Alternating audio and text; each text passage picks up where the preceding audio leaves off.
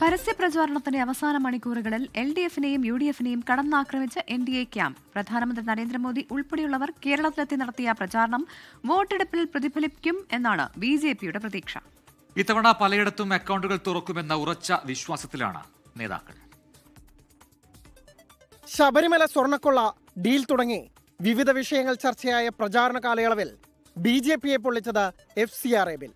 നിയമസഭാ തിരഞ്ഞെടുപ്പിന്റെ പശ്ചാത്തലത്തിൽ ബിൽ പാർലമെന്റിൽ അവതരിപ്പിക്കുന്നത് തൽക്കാലം നീട്ടിവെക്കാൻ BJPക്കായി.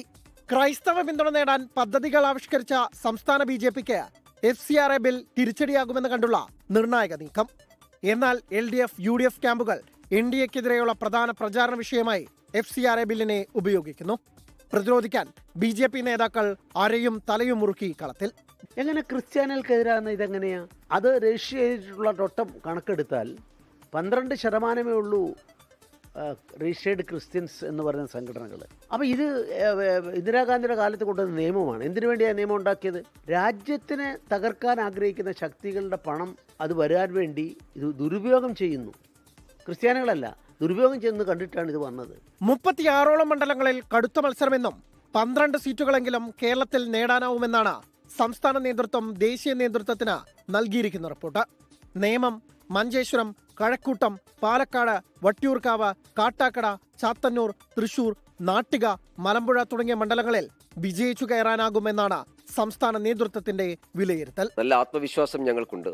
തെരഞ്ഞെടുപ്പ് പ്രചരണത്തിലുടനീളം ഞങ്ങൾക്ക് നിരവധി മണ്ഡലങ്ങളിൽ മേൽക്കൈ നിലനിർത്താൻ വേണ്ടി സാധിച്ചിട്ടുണ്ട്. എല്ലാ മണ്ഡലങ്ങളും ഞങ്ങൾക്ക് ഒരുപോലെ പ്രതീക്ഷയുണ്ട്. എല്ലാ മണ്ഡലങ്ങളും ഒരേപോലെയാണ് മത്സരിക്കുന്നത്.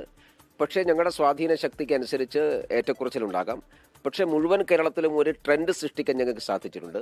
കൊണ്ടും കൊടുത്തും 3 ആഴ്ച നീണ്ടുനിന്ന പ്രചാരണത്തിൽ NDA ക്യാമ്പിന് നേതൃത്വം നൽകാൻ പ്രധാനമന്ത്രി നരേന്ദ്രമോദി, കേന്ദ്രമന്ത്രിമാരായ അമിത്ഷാ, രാജ്നാഥ് സിംഗ്, നിർമ്മല സീതാരാമൻ, S ജയശങ്കർ, JP നദ്ദ, മഹാരാഷ്ട്ര മുഖ്യമന്ത്രി ദേവേന്ദ്ര ഫട്നാവിസ്, BJP ദേശീയ അധ്യക്ഷൻ നിതിൻ നബീൻ തുടങ്ങി ദേശീയ നേതാക്കൾ കേരളത്തിലെത്തി. CPIMനെയും കോൺഗ്രസിനെയും കടന്നാക്രമിച്ച അവർ ശബരിമല സ്വർണ്ണക്കൊള്ളയും പ്രധാന ചർച്ചാ വിഷയമാക്കി. 24 തിരുവനന്തപുരം.